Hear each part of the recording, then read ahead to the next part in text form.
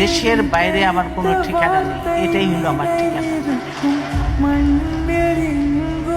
এই দেশ, এই দেশের মাটি মানুষই আমার সবকিছু, কাজে আমি দেশের বাইরে যাব না। দেশের এত সমস্যা, এই কোনো সমস্যা নিয়ে আলোচনা হয়।